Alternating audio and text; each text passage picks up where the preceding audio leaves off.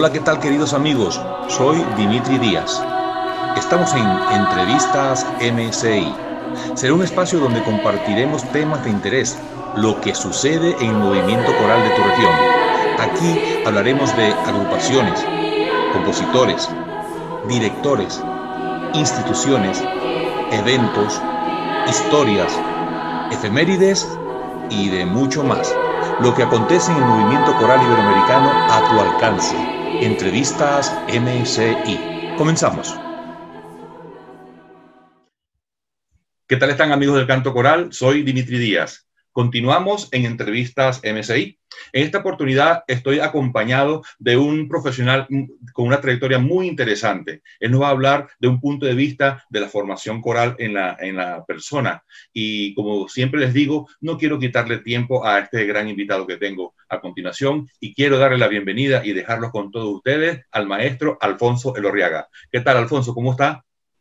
Hola, ¿qué tal, Dimitri? ¿Qué tal? Estamos muy bien. La verdad es que por aquí todo fenomenal. Muchas gracias. Muy encantado de estar aquí con todos ustedes. Vale, bueno, desde ya te agradezco el tiempo que nos estás dedicando para compartirlo con toda la gente del movimiento coral iberoamericano. Alfonso, entramos ya en la temática de la entrevista, ya después de comprobar que estás bien. Siempre hacemos una pregunta al principio de la misma que nos parece muy interesante y queremos conocerla. ¿Cómo llegó a Alfonso Elorriaga el canto coral? Bueno, pues el canto coral llegó a mi vida a través de la asistencia a distintos conciertos. O sea, yo estaba estudiando instrumento, como tantos jóvenes, en un conservatorio, y la verdad es que cada vez que escuchaba un coro, veía a la gente cantar en coro, me quedaba absolutamente asombrado de lo que se puede hacer con la voz, del potencial expresivo que tiene. No sé, me sentía como una especial atracción, ¿no? Y a partir de ahí decidí empezar a cantar en coro y a formarme en canto coral y de hecho trabajar la voz empecé a estudiar canto también, en fin, que ya, digamos que el mundo coral lo empecé a hacer mío de a poquito y luego Como ya pues... público, eras público de los conciertos coral. Te gustaba el movimiento coral, pero no te veías partícipe. No, en un principio efectivamente, yo era público, asistía a muchos conciertos corales, me gustaban un montón. Luego a mí el género escénico también me gusta mucho la zarzuela, los coros de zarzuela, los coros de ópera en general. Y llegó un momento que ya me decidí a formar parte de un coro y de cantar en uno de ellos y a partir de ahí tomé un curso en dirección coral, empecé a estudiar canto, digamos que me empecé a involucrar. Paralelamente con mis estudios de música, me empecé a organizar una formación, digamos que personal, en el ámbito coral y hasta hoy. O sea, luego he seguido una cosa con la otra, ¿no? Claro. Y el mundo coral, digamos que como nos ha pasado a tantos y a tantas, pues te engancha porque es una maravilla. Sí, exacto. Bueno, tenemos con nosotros a Alfonso Elorriaga, que él es profesor de secundaria del área de música, ¿no? También es profesor de la Universidad Autónoma de Madrid y también es una persona muy formada en una especialidad muy interesante, que es el doctorado que tiene, ¿no? Que es sobre el canto coral en el adolescente. ¿Okay? Esa especialidad tan importante, bueno, y que nos gustaría que compartieses con todos nosotros ese trabajo que estás haciendo, que tú, como tú bien has dicho, ha venido sumando experiencia, conocimiento, formación, y ha terminado un doctorado tan interesante como el que tú tienes y estás haciendo una labor grandísima. Háblanos más o menos sobre toda esa experiencia de formación que tienes y en qué se revierte esa formación. Pues mira, yo encantado. La verdad es que siempre me ha interesado mucho, eh, como pedagogo, que soy educador musical, que es un poco el alma profunda que yo tengo, ¿no? El llevar la educación musical a todos los rincones y a todas las almas del planeta. Dentro de ese derecho universal que todos tenemos a hacer música, cuando me metí en el mundo de la música coral, enseguida vislumbré que efectivamente la práctica coral es algo para realizar a lo largo de la vida. Es decir, cualquier persona, desde el punto de vista amateur, ¿no? Por supuesto estoy hablando, pueden cantar desde que es pequeñito, ¿verdad? Tiene una temprana edad hasta la senectud, sin ningún tipo de problema. Y siempre me ha interesado mucho hacerme una pregunta muy sencilla y es cómo podemos facilitarle a la gente que la práctica coral se adapte a las necesidades y a las características de los cantantes a lo largo de la vida. No es lo mismo tener un coro para gente de 60 años, qué sé yo, que para jóvenes de 14, que para chicos de 30, que para jóvenes, ¿no? Cada edad tiene sus características no solamente fisiológicas de desarrollo laringio, sino también sociales, psicológicas también, ¿no? No es lo mismo con la manera de pensar y enfrentarse a la música de un joven que de una persona más mayor, de un adulto, etc. Y dentro de ese foco, de ese amplio abanico, había como dos edades que me interesaban mucho. Uno son los coros de mayores, cómo cantamos con la gente mayor, cómo les acercamos la música coral para que ellos se sientan a gusto, cómo adaptamos la música coral a las características del desarrollo laringio de estas edades, donde las tesituras se acortan, pero siempre viendo la cuestión desde un punto de vista adaptativo, es decir, que seamos, desde el punto de vista educativo, sea la música la que se adapta a los cantores y no al revés, no tengamos siempre la pulsión de decir, esta es la partitura y ustedes tienen que cantar esto tal cual está escrito, tengan la edad que tengan y estén donde estén, ¿no? Y con ese planteamiento, en un momento dado, cuando yo me hice, profesor de secundaria, pues lo vi claro. Dije, es que en el tema de la adolescencia pasa exactamente lo mismo. Hay un fenómeno internacional que está más que documentado, que es la fuga de los varones, ¿no? Que los chicos, muchísimos chicos, cuando llegan a la adolescencia, pues simplemente se van al deporte o a jugar al ajedrez, o quedan en su casa jugando a la Play y dejan de cantar en coro en el caso de que hayan estado cantando, ¿no? Claro. Y entonces, claro, a mí me llamaba mucho la atención por qué esto es así, qué es lo que pasa, qué es lo que hay detrás de este fenómeno, cómo perciben los adolescentes esto del canto coral, cómo lo ven ellos, intentar entenderlo un poco desde sus ojos, ¿no? Desde sus zapatos, y para que, teniendo un poco esa visión, poder, digamos, enfocar la docencia y la enseñanza de canto coral en esta edad desde otro punto de vista, para que pueda ser más atractiva y para que pueda derribar un poco los tópicos sociales que hay en torno a este tema, que muchas veces hace que sean solamente las mujeres, ¿no? las jóvenes, las que se acercan al canto coral. Yo creo que del mismo modo que en el terreno del deporte se van derribando barreras para que las mujeres puedan acceder a la práctica deportiva, ¿no? Y no sea solo una cosa de hombres, pues yo creo que en la práctica artística pues hay que hacer lo contrario, ¿no? Claro. Que en algunas disciplinas, que de hecho ya está pasando, ¿no? En muchas disciplinas de orquesta, instrumentos de orquesta tradicionalmente masculinos, que a veces hay más presencia femenina, pues creo que en el canto coral y en la danza, por ejemplo, pues al contrario, ¿no? Potenciar también que los hombres se interesen por esta parte artística, por su voz, por su identidad vocal y que le presten atención y que nosotros los educadores seamos capaces de enfocarlo de una forma que sea atractiva también para los varones. Claro. Acabas de decir una palabra muy interesante que tanto los directores de coros como los coralistas y los gestores culturales tenemos que tener esa eficacia para que sea atractivo para los jóvenes, ¿vale? Porque una de las fuentes importantes que tiene la Asociación Cultural Canaria Canta es generar cantera, ¿sabes? Porque eso es como la carencia que hay. Hay muchos sitios donde la cantera es fantástica, pero hay muchas partes carece de cantera. Yo siempre he dicho que, por ejemplo, que siempre somos los mismos dinosaurios en los coros. Llega un momento que está uno en 2 o 3 coros y se va moviendo. Entonces, es porque no hemos hecho atractivo para esa generación de relevo cantar en un coro. Yo me acuerdo cuando yo entré a cantar en un coro, un primo me invitó y yo pensaba, yo le decía, es que pareces un cura, le decía yo, ¿sabes? Respetando la figura. Entonces, pues todo era, y cuando él me invitó era una época de Semana Santa, ¿no? Entonces eso era pura obra sacra. Y bueno, pero me invitó y me enganchó, ¿sabes? Se hizo atractivo para mí. Pero entonces hay que romper esa barrera de que un coro es aburrido, que un coro es puro o Sole Mío o Ave María. Entonces tenemos esa tarea tan importante de hacerlo atractivo para generar una generación de relevo y hacer un movimiento coral sostenible. ¿Vale? Correcto, eso es, sí, correcto. Fantástico. Bueno, entonces estás haciendo una labor muy interesante. Entonces, ¿tu doctorado? ¿Cuál es el nombre de tu doctorado? Bueno, mi tesis me la dirigió Enrique Muñoz, el doctor Enrique Muñoz de la Universidad Autónoma de Madrid, que ahora es un profesor jubilado del departamento. Y se llamaba La continuidad del canto coral durante la adolescencia, durante la muda de la voz en la adolescencia. Creo que este era el título oficial y académico. No, que a veces los títulos... Parece un madrigal del Renacimiento, porque son los títulos enormes. Sí. Pero ese es el título. Pero vamos, también tengo que citar aquí a un profesor norteamericano de la Universidad de Georgia, de Georgia State University, a Patrick Freer, que durante muchísimos años también ha sido una fuente de conocimiento para mí impresionante. Ahora mismo Patrick dirige, él es el director, el redactor jefe de la International Journal of Research in Choral Singing, que es una de las revistas de investigación que patrocina la Asociación Norteamericana de Directores de Coro. Sí. Que es una revista académica internacional, especializada, ¿no? Científica, en la cual hay distintos autores que se envían sus papers en relación con distintos temas en investigación en educación coral y en dirección coral, o sea, en general en canto coral, en todos los ámbitos del canto coral. Y desde hace un año, pues yo tengo el honor también de formar parte de ese comité editorial, donde hay profesores de distintas universidades del mundo, de Australia, de Gran Bretaña, del Canadá, de Estados Unidos, por supuesto, de Alemania. Y yo soy el único hispanohablante que está allí, así que la verdad es que estoy muy contento de poder formar parte de ese comité editorial y recibir, pues, de vez en cuando papers para hacer revisiones ciegas y participar en las labores de la revista.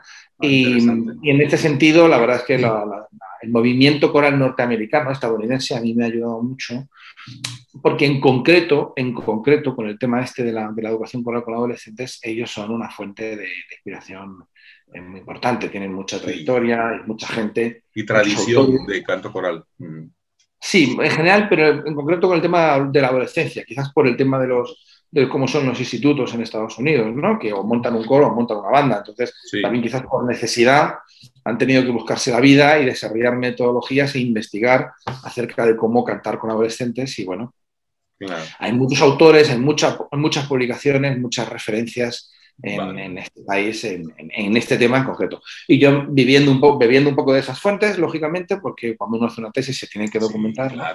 Y de algunas otras también europeas, ¿no? Que no todo pasa en Estados Unidos, por supuesto, pues, y latinoamericanas también, pues finalmente conseguí hacer esta tesis, que es un primer paso en lo que luego han sido una serie de publicaciones en las cuales yo lo que he intentado siempre es intentar volcar el conocimiento científico en práctica didáctica. Es decir, llevar esto al aula, porque al final muchas veces pasa, ¿no? Que llevar esto al aula o al ensayo, ¿no? Pero que siempre a veces ocurre que el conocimiento se queda, que es una cosa como demasiado teórica, ¿no? Y luego no llega a donde tiene que llegar, que es a la práctica coral real. Es decir, como lo que se sabe en investigación, ¿en qué nos ayuda para ser más eficaces para que los adolescentes canten?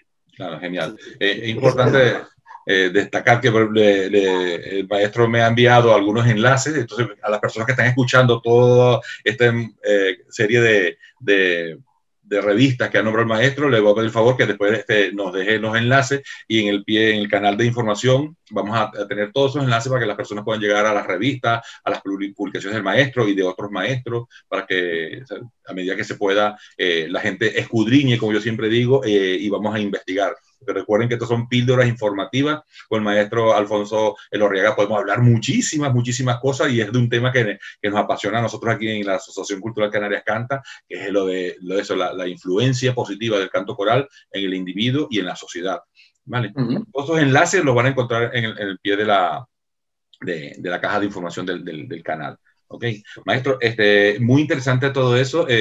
Queremos comentar, vamos a hacer ese pequeño adelanto que está tomado en cuenta el maestro Alfonso Elorriaga para la próxima Feria Iberoamericana de Movimiento Coral, que ya vamos a empezar a hacer publicidad sobre ella.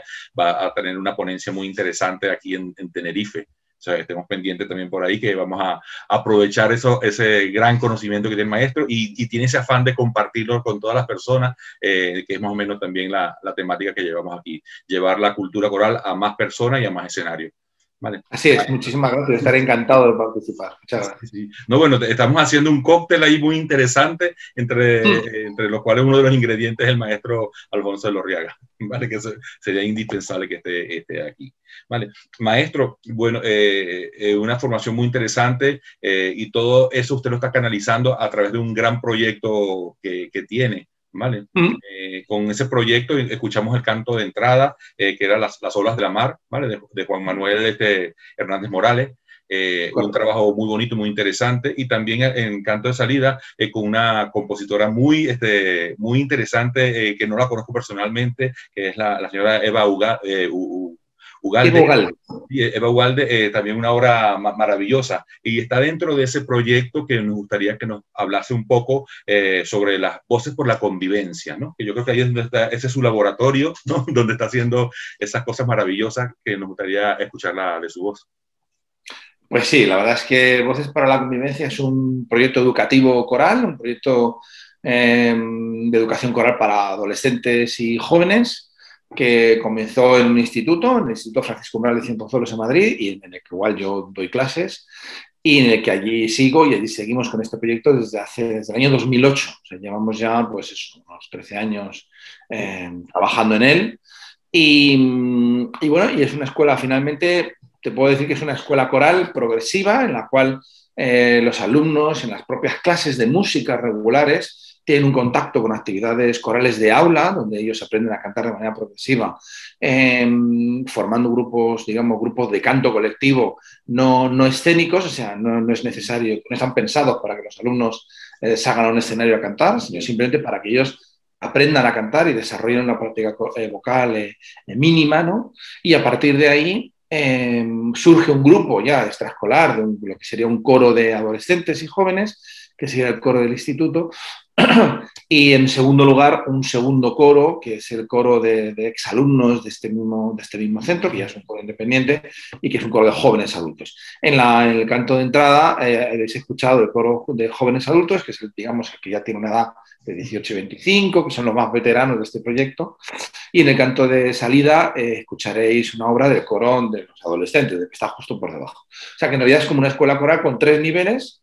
una serie de coros internos, de grupos de canto colectivo internos de chavales de 13, 14 años, y luego el coro de adolescentes y luego el coro de jóvenes adultos. Y con eso nos vamos organizando, no solamente conmigo, que yo lidero este proyecto, sino también con mi compañera de música y con los propios alumnos, con los propios veteranos, los propios alumnos que han ido saliendo, han ido surgiendo de este proyecto, que algunos de ellos se han puesto a estudiar música, a estudiar canto lírico, a estudiar composición, y son los que nos ayudan también como profesores colaboradores a la hora de seguir dando clases a los que vienen por detrás. Es decir, que el proyecto se retroalimenta, digamos que solo, y se autogestiona también solo. Hemos organizado una asociación de alumnos, una asociación juvenil, y estas asociaciones, digamos que son las que también, a la hora de coordinar toda la parte burocrática, administrativa, presupuestaria de este proyecto, pues son los que toman sus decisiones, tienen sus asambleas, etcétera, etcétera, y gestionan sus presupuestos para que esto pueda seguir yendo adelante dentro de bueno, pues una normativa y de un canal, ¿no? Más o menos regular y prudente, ¿no? Sí, y ahí vamos, ahí vamos. O sea, me parece muy interesante lo que dijo al principio, que son las clases no pensando en un concierto, ¿no? Sino que formar o mostrarle el canto coral a los jóvenes. Habrá niños que no les guste el canto coral, habrá niños que tal vez les guste pero no tengan el instrumento para poder hacerlo. O ahí no salen puros cantantes, ahí sale público, ahí sale gente crítica con la cultura, ¿vale? Y también saldrán cantantes y también saldrán gente que forme parte de los coros o sencillamente que disfruten del canto coral. Muy interesante ese primer punto de vista al principio, que es de formarlo en canto coral por formarlos nada más. Genial. Claro, porque esto viene justamente, esta es una de las aplicaciones de la investigación en la práctica real. Cuando se investiga, todo lo que se ha investigado en el mundo, entrevistando a jóvenes y adolescentes, sobre todo durante la muda de la voz, que es entre 11 y 13 años, es un poco la etapa más crítica, y se les pregunta por qué han dejado de cantar, o por qué cantan en un coro, o a los que dejaron de cantar, por qué se fueron, ¿vale? Y hay ya muchas entrevistas al respecto en distintos países del mundo. Hay determinadas respuestas que los adolescentes dan de manera sistemática. Lo da un finlandés, lo da un alemán, lo da un español, lo da un canadiense. O sea, todos los chavales te dicen, coinciden más o menos en un corpus de respuesta, que es un poco lo interesante, ¿no? ¿Qué hay de universal en las respuestas que dan estos adolescentes, ¿no? Y muchos de ellos te dicen que dejan los coros porque no les enseñan a cantar, o porque les presionan para cantar en un escenario antes de tiempo, cuando ellos no están prestados a subirse en ese escenario, o porque el sistema, la metodología de canto oral, la manera de enseñarles a cantar es demasiado poco democrática, es muy jerárquica, ¿no? Digamos, está muy basado en canta este repertorio, canta estas notas y punto, y ya está, ¿no? O sea, está todo demasiado plegado a reproducir la partitura sin más, ¿no? Y esto encaja mal con las características psicológicas de los adolescentes de esta edad, que ellos lo que buscan es o un profesor que les enseñe a descubrir su voz y que les enseñe a cantar y que les diga cómo se hace, o sea, Exacto. si no me sale, dime qué tengo que hacer para que pueda cantar unas notas y hacerlo con cierta dignidad, ¿no? Que les enseñe técnica vocal, en definitiva. Dos, que no les presionen por el hecho de cantar con mis amigos, tenga que exponerme en un escenario si no quiero, ¿no? Simplemente poder hacerlo y ya está, ¿no? Y que todo quede en un aula, en una clase, y que la práctica escénica sea una cosa optativa, que elija cada uno. Y en tercer lugar, pues que la manera de dar clase me permita ser, en cierto modo, protagonista, o sea, que en la cual yo pueda elegir, en cierto modo, participar en las tomas de decisiones de lo que ocurre en clase, que no todo consista en repetir, sino también haya en las clases, en los ensayos, ciertos momentos de creatividad donde los alumnos pueden explorar cosas, probar cosas, decidir qué cantar. Esto o lo otro, o sea, que haya cierto margen de, digamos, que de creatividad personal, que no sea solamente reproducir o repetir. No sé si me explico. Sí. No, y es muy importante porque les das esa herramienta y después ellos tienen la decisión como individuo, como persona, de tomar la decisión si quiero formar parte del coro. Tal vez habrán algunos que duden si forman o parte, pero si está un amiguito o una amiguita, pues ya dice, pues mira, pues sí. Entonces entran por su propia deseo, claro, a formar parte de un coro y ya entrarían en otro circuito ya diferente. Claro, sobre todo por su propio deseo de seguir aprendiendo. Esto es como si en clase de educación física tenemos un profesor que nos enseña a jugar a baloncesto y jugamos un poco en clase, pero no por eso me tengo que apuntar al equipo de baloncesto. Claro, eso.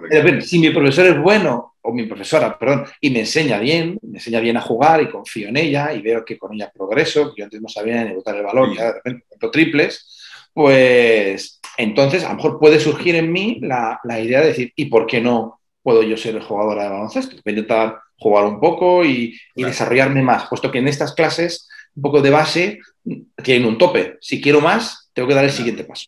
Es correcto. Entonces, se trata de que ellos vean que el siguiente paso, que es el paso escénico, les reporta a ellos directamente la oportunidad de aprender más. Claro, de tener más clases, de tener más práctica, es decir, de seguir creciendo como cantantes. De tal modo que no entrar en el coro porque nosotros les demandemos, sino que entran en el coro porque ellos quieren aprender más. Están contentos con lo que han aprendido y quieren un poco más. Entonces, digamos que es un paso de confianza. Es un paso de confianza.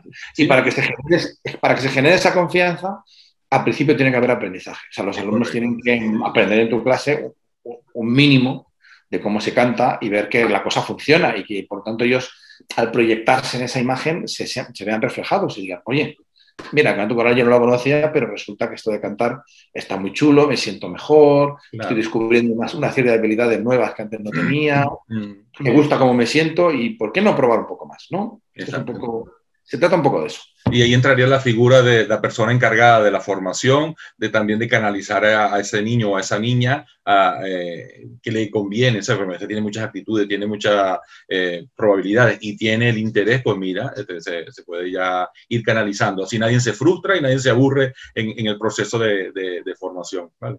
Eso es. Es muy interesante. La figura esa que tiene en tu colegio, disculpa que no repítelo, porque hay que nombrar el colegio. Bueno, eso es un poco largo. Podemos hablar de voces para la conferencia y ya está. Bueno, colocamos el nombre del colegio aquí abajo para que lo vean. ¿Ha sido replicada esa idea, ese modelo? ¿Ha habido interés en duplicarlo? Bueno, yo en Madrid existen, que yo conozca, otros coros de instituto también que hacen un trabajo encomiable. Yo no sé si en estos centros existe un poco la idea que yo tengo de escuela progresiva, es decir, de tener un coro interno, un coro de alumnos y luego un coro de jóvenes más mayor. Yo conozco más bien modelos que, entre lo que yo conozco, tampoco lo conozco todo con mucha profundidad. Sí que conozco algunos centros en los que tienen más el modelo del coro del centro y ya está, ¿no? Pero a mí lo que me interesa es la continuidad de desarrollar un proyecto coral en un municipio concreto en el cual digamos que el instituto o el coro del instituto es solo una pieza más. O sea que para mí lo interesante, la finalidad de este proyecto es que por debajo de nosotros haya coros de niños en Cienfuegos, ¿no? En este caso, que ya sea de coros de primaria o de coros de la escuela de música, o sea, movimiento coral por debajo nuestra, de infantil. y que por encima nuestra también el día de mañana haya coros de adultos, Claro. coros de adultos, y que de tal modo que al final la finalidad de todo esto, el objetivo es trasvasar de largo los límites institucionales de lo que es un centro educativo y generar un movimiento coral en una zona concreta. Y como todo movimiento coral tiene que ir desde la infancia, como te decía antes, Sí. hasta la senectud. Es decir, que cualquier ciudadano o ciudadana de este municipio pues, tenga un coro en el que pueda cantar. Este es un poco mi objetivo. Se tenga la edad que tenga, pues decir, pues mira, hay un coro de adultos, hay un coro de mayores, hay un coro de adolescentes, uno de jóvenes y uno de niños. Entonces, dependiendo de dónde yo quiero estar y la edad que tenga, me apunto a uno o a otro. Yo creo que esta es un poco la labor que habría que hacer y que de hecho se está haciendo a nivel internacional. Lo que pasa es que en mi caso yo intento hacerlo todo en mi ámbito de acción, es un municipio concreto, ¿no? Por eso, imagínate que todos los municipios copiaran ese modelo, sería otra sociedad, totalmente convencido estoy. Claro, porque es muy sencillo. En el fondo, si cada uno trabajara allí donde está y lo desarrollara al máximo, para lo cual hace falta, evidentemente, colaboración. O sea, nosotros cada vez estamos más en contacto con el Ayuntamiento de Cienfuegos, que nos está ayudando mucho, cediéndonos locales, con otros colegas, otros profesores de primaria, maestros de primaria, que están ya montando coros. Y, en fin, queremos el día de mañana pues, también trabajar con alguna asociación de mayores, es decir, que poco a poco, con instituciones en el propio municipio, también hay instituciones religiosas, psiquiátricas y tal, con las que el día de mañana se puede ir ampliando todo esto y con distintos colaboradores, evidentemente, con varias personas. Yo no lo puedo llevar todo y no tiene sentido tampoco. No se trata de eso, sino poner en marcha distintas actividades corales para todo tipo de personas, ¿no? Por ejemplo, un colectivo también muy interesante son los mayores que están en residencias, la gente que está que ¿por qué no hacer musicoterapia coral, ¿no? Ir allí a cantar canciones con ellos. Es decir, que yo creo que el canto es una terapia para la vida, ¿no? Y esto es un poco de lo que se trata, llevarlo a todos los rincones y que todo el mundo pueda descubrir en el canto una manera de desarrollar un poco tu vida emocional, ¿no? Y de sentirte mejor. La verdad es que es un poco eso. Bueno, ayer mismo lo hablábamos en una entrevista que tuve aquí con Javier Toledo de la Semana Canaria de la Música Coral y hablamos de eso, de la importancia de eso, de formar parte de algo y tener porque a veces las personas piensan que es por ocupar tiempo nada más que se canta, ¿sabes? Ya hablemos de coro senior y de esas cuestiones, sino de la importancia y el cambio que vas a recibir tú, ¿vale? El beneficio que tú vas a recibir al cantar en un coro es incalculable. Entonces, cuando tenemos esa figura, por ejemplo, ahora cuando estabas hablando me vino una imagen muy bonita y me imaginé a un grupo de abuelitos y abuelitas en un centro de mayores haciendo la experiencia de un coro, de cantar, aunque sea al unísono, pero que formen parte de un coro. Eso sería muy, muy interesante. Colocarle horarios de ensayo, que ellos tengan su rutina de ir a... Sí, claro. De hecho, a nivel internacional ya hay muchos sitios, hay países donde esto se está haciendo y combinando edades, o sea, haciendo cosas intergeneracionales, o sea, poniendo un coro a niños de una escuela infantil con mayores de una residencia juntos a cantar un día una cosa. O sea, claro, o sea, la música coral al final es terapia para la vida emocional. Es así, ¿no? Entonces, pues, se trata de poder... Esto los musicoterapeutas se lo saben muy bien, claro. Muy estudiado, ¿no? Entonces, se trata a nivel amateur, que es de lo que yo estoy hablando todo el rato, poder ir ideando proyectos en los cuales, pues, cada vez la posibilidad de cantar en un coro y tener una práctica coral en tu vida se vea de una manera más normal, más normalizada, menos elitista, y por lo tanto ir a cantar un coro sea tan sencillo, o sea, se vea tan normalizado como ir al gimnasio o ir a pilates o ir al fisio de la espalda o ¿sabes? Y yo creo que es un poco esto, Y lo que pasa es que para eso hay que bajar un poco a la sociedad, hay que mostrarle que la práctica coral no es solo una práctica artística, sino también es una práctica terapéutica. O sea, tiene esa doble terapéutica en el sentido, digamos, más psicológico. O sea, uno va allí y se olvida de sus penas, de sus cosas, ¿no? Y sales de los ensayos y sobre todo de los conciertos como nuevo. Sí, entonces, no es que hasta en lo físico, porque yo creo que cuando uno canta y está cantando, uno como que se relaja y hasta los músculos, si tú tienes una tensión por algún estrés o por algo, o tú estás cantando, como desconectas todo, hasta los músculos se relajan. Entonces, tiene muchos beneficios incalculables. Vale. Correcto, sí, es un poco eso. Yo creo que por ahí van por ahí van los tiros, por ahí van las líneas de investigación, van todas por ahí Sí. y bueno, tenemos que seguir insistiendo en colocar este mensaje para conseguir que la práctica coral sea lo más universal posible, Sí. que llegue a Alfonso, todo el mundo. una pregunta que se me ocurre desde el punto de vista de como tú trabajas en colegios, ¿no? En colegios, la figura del profesor de música, ¿vale? Yo siempre he visualizado, bueno, tal vez hacer un pequeño trabajo con la formación de los profesores de música de los colegios, ¿vale? Porque tal vez de repente todos los profesores de música no cantan. Entonces, o tal vez tengan hablan más o menos, has tenido experiencias, que seguro que sí, con eso, con el trabajo de los profesores de música dentro de un instituto, o te han llamado, Alfonso, nos gustaría que nos formaras a los profesores de música en el canto coral. Es de suma importancia que suceda eso.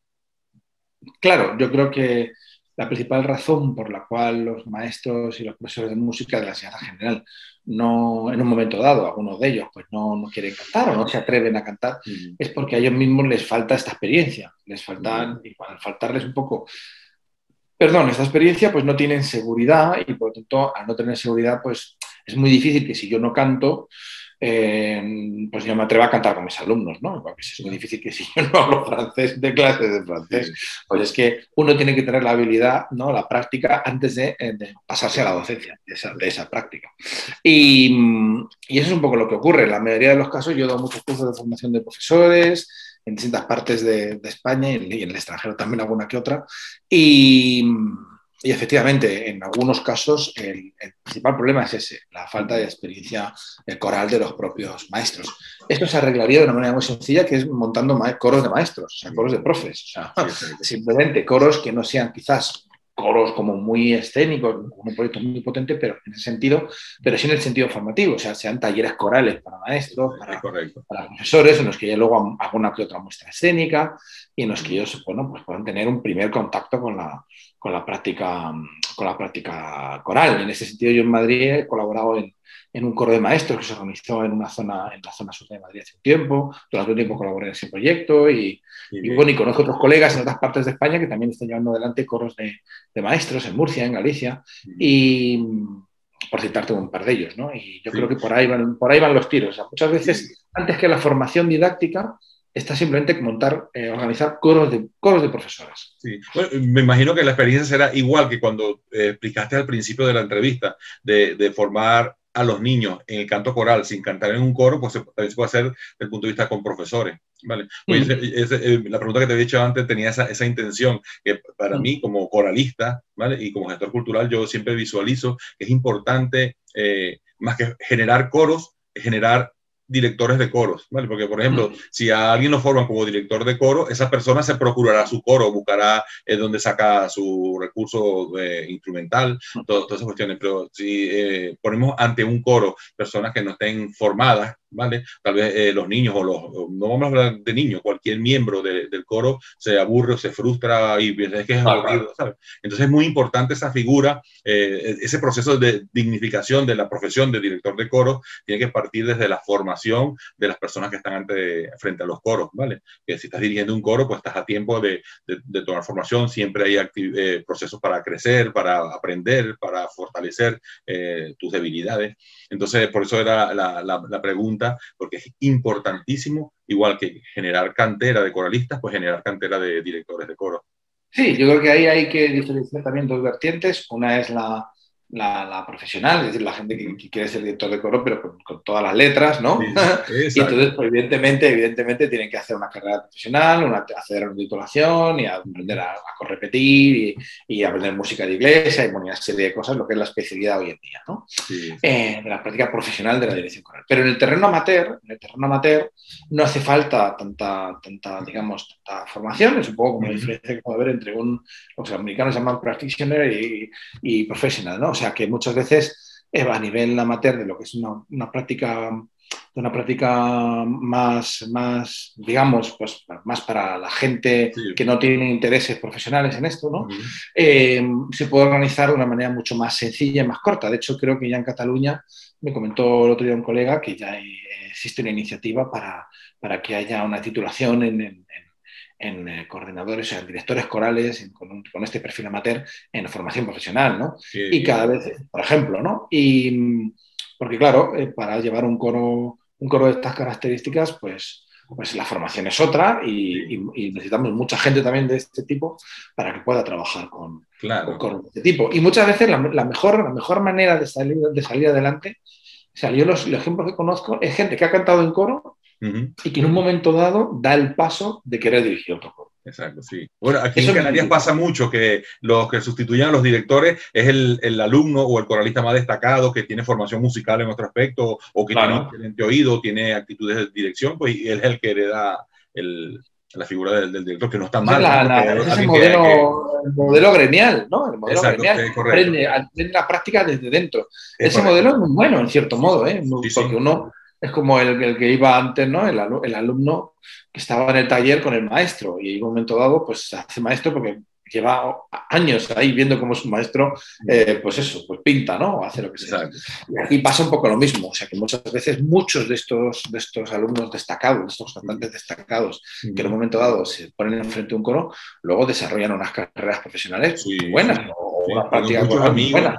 que han surgido de esa forma. Lo que pasa es que no siempre pasa. Y lo que yo digo es por dos razones. La primera es que esa persona se forme y tenga continuidad en su proceso de Mm. director de coros y forme más directores y forme otros coros. Y también la importancia de permitir aprovechar al máximo, ¿sabes? Los recursos que tiene el cantar en un coro, ¿vale? Pero yo siempre he dicho que aunque un coro sea amateur, por muy amateur, que sea como un club social para ir a compartir un rato, pues hay muchos beneficios que están allí que podríamos aprovechar, ¿vale? Entonces, No, y claro, lo porque materno aparte, está reñido con la calidad, entonces, pues, podemos hacer cosas eso muy, es. muy, Sí, muy porque interesantes. aparte cualquier coro, por muy amateur que sea, como tú me bien has dicho, tiene que tener un plan de trabajo para evolucionar.